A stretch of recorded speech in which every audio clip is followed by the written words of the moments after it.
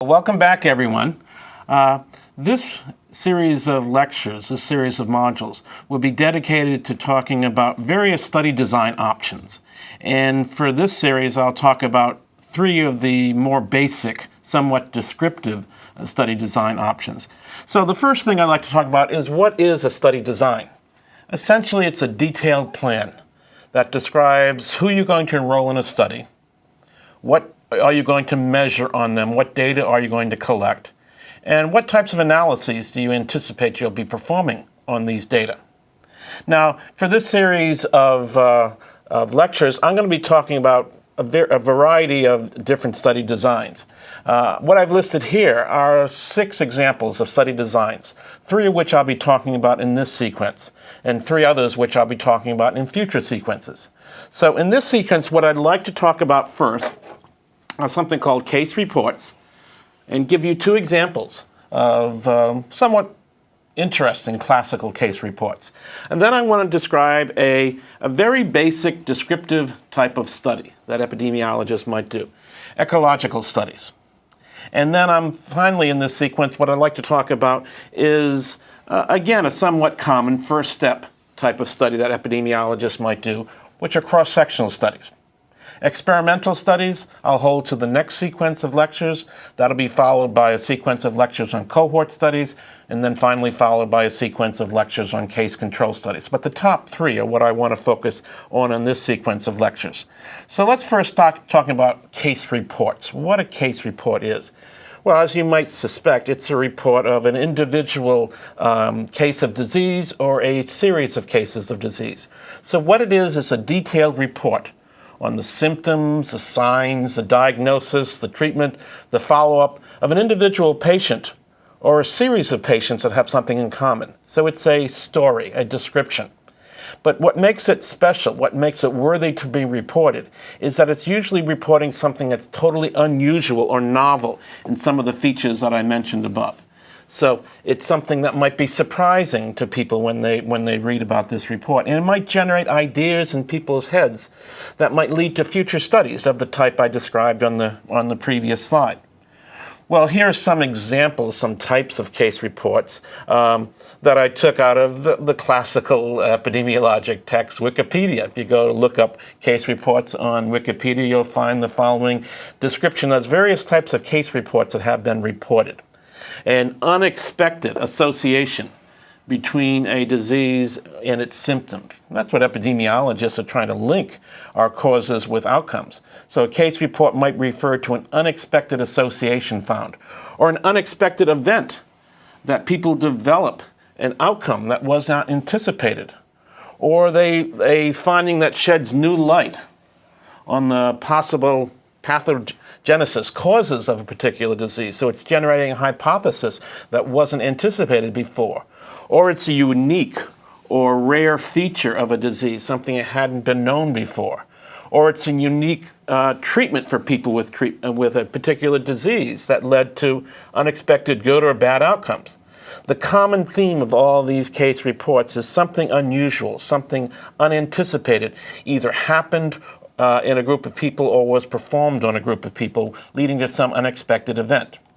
So let me give you 2 examples of case reports. One is very old, and the other is a more classical example of a more recent case report.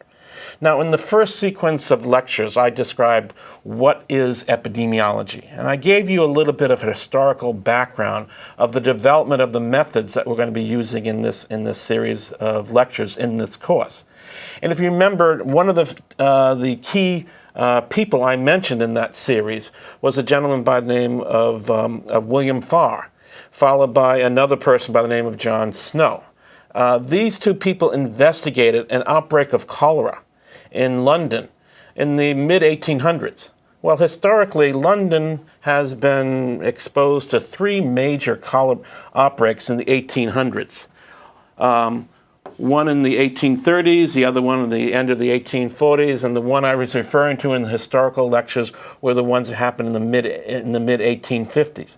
The key point to keep in mind is that when these outbreaks were occurring in England, the cause of the cholera outbreak was unknown. And it wasn't until John Snow investigated the role of polluted water?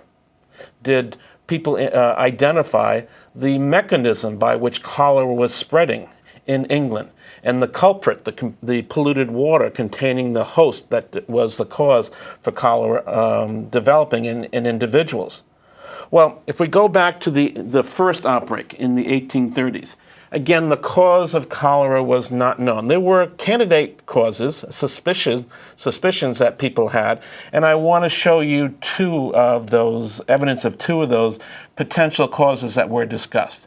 First of all, this is a statement from not in London, but in New York City, a statement made in 1832 by their Board of Health, suggesting ways to prevent cholera. So it says, for example, be temperate in eating and drinking. The idea that what you're eating and what you're drinking might be the cause of cholera. And 20, 30 years later, that was shown to be true, that the consumption of polluted water was the cause. But back in the 1830s, they're talking about being careful, being temperate in the eating and drinking. But of what? They're saying avoid crude vegetables and fruits, suggesting that they might contain the agents that are causing cholera. Beyond that, they say abstain from cold water, when heated, not when the water is heated, but when you are heated, when you are essentially perspiring. Avoid drinking cold water. And above all, avoid these ardent spirits, which I assume they're talking about alcohol. And if the habit is rendered indispensable, so if you are in the habit of drinking ardent spirits, take much less than usual. So they're drinking you to the lifestyle of alcohol consumption. They go on further. Avoid labor in the heat of the day.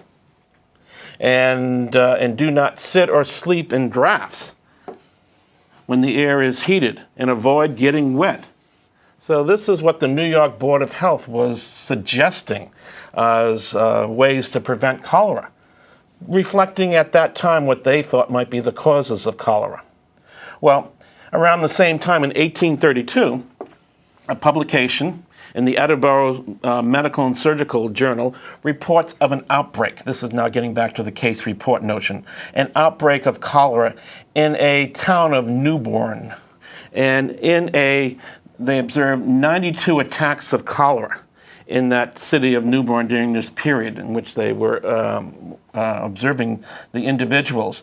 But specifically, the publication goes on and reports about one particular individual, and that's what I'd like you to talk about. The gentleman's name was the Reverend John Edmonston. He was the local minister of that town. And the article describes, as a minister, he had been among the sick during the time of the cholera outbreak, visiting the sick, trying to give them moral support, spiritual support. But he was doing it in short durations. It says he took every precaution. Now, I'm not sure what the precautions were back in 1832 in this town, but they might be those reflected in that previous slide that talked about the recommendations of the Board of Health of New York City. So Edmondson was aware of the contagious nature of this disease. But here's the point I want to draw your attention to in this case report. The report talks about his diet, and it talks about him eating pickled salmon on the night of January 14th. And then the point is that he developed symptoms of cholera that evening after consuming this dinner, and the next day, unfortunately, he passed on. He died. So this article goes on and talks about this particular person's development of cholera and his death.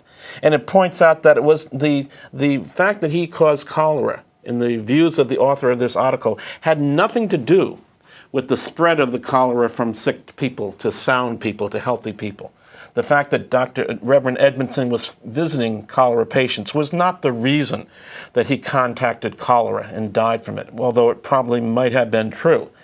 The article goes on, and the author says, I venture to insert that the intercourse, meaning the interaction that this individual, Reverend Edmondson, had with his members of his community, members of his flock, the interaction with the sick in this case had nothing to do with him developing cholera. And it points out that Mr. Edmondson, if he had secluded himself within his garden wall, in other words, had no contact with the people he was visiting, the people with cholera.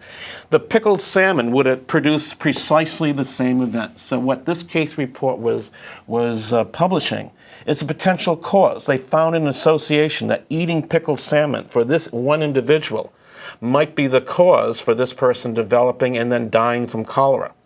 So what they're reporting to is an unexpected potential risk factor, a dietary factor. Well, that's an old example of a case report. Let me give you a more recent one of a major case report. And it came out from publications known as the Mortality and Morbidity Weekly Reports, the MMWR. You can find these on the web, and I give you the connection to link to see them. They are published by the Centers of Disease Control and Prevention here in the United States. They are essentially the voice of the CDC, by which it can give information out in a very timely fashion to public health professionals and to anyone who wants to monitor the health of this nation. So these are weekly reports. And what they contain are timely reports about public health information and recommendations to avoid certain practices to avoid developing certain diseases. And they are based on weekly reports that CDC receives from the various state health departments in this country.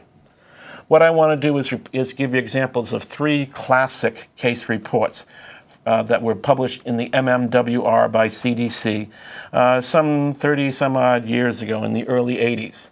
So this is going back to the year 1981, to the early part of June. And CDC reports that in the period between October of 1980 and May of 1981, 5 young men, all active homosexuals, were treated with biopsy-confirmed pneumocystis pneumonia at 3 different hospitals in Los Angeles, California. And that was an unexpected event, because further on down in the MMWR report, there's an editorial note, which I quote saying, Pneumocystis pneumonia, PCP as it's referred to in the United States, is almost exclusively limited to severely immunosuppressed individuals. The occurrence of pneumocystis in these 5 previously healthy individuals without a clinically apparent underlying immunodeficiency is unusual. So what this MMWR report is doing, this case report, is reporting an unexpected result. That 5 young, healthy men, all homosexuals living in California, developed a condition, pneumocystis pneumonia, that was not expected to develop among healthy individuals. Now, a month later, now we're moving to July of the same year, MMWR in another report points out, and I quote, that during the past 30 months, Kaposi's sarcomas, KS, an uncommonly reported malignancy in the United States, a cancer that doesn't occur very often in the United States up until that time, has been diagnosed in 26 homosexual men, 20 living in New York and 6 living in California. And then further on down in that report, there's an editorial note that says the occurrence of this number of KS, Karposi sarcoma cases, during a 30-month period among young homosexual men is considered highly unusual. So again, the report here is that this unexpected event, the development of this cancer, occurred unexpectedly among seemingly healthy individuals. So finally, the third of the case reports I want to show you is from the next month. Now we're into August, and the CDC reports in another MMWR report that 26 cases of Kaposi sarcomas and 15 cases of pneumocystis pneumonia among previously healthy, that's the point, previously healthy homosexual men were recently reported. And they say since July 3rd of 1981, CDC has received reports of an additional 70 cases of these 2 conditions in persons, again, without known underlying disease, unexpected events. And in their editorial note, again, they say that this particular cancer, Kaposi sarcoma, is a rare malignant neoplasm seen predominantly in older men in this country, not among young, healthy men, as was reported in this case report. So what is the advantages of the role of case reports in epidemiologic literature? First of all, they're stories. They're describing unusual events.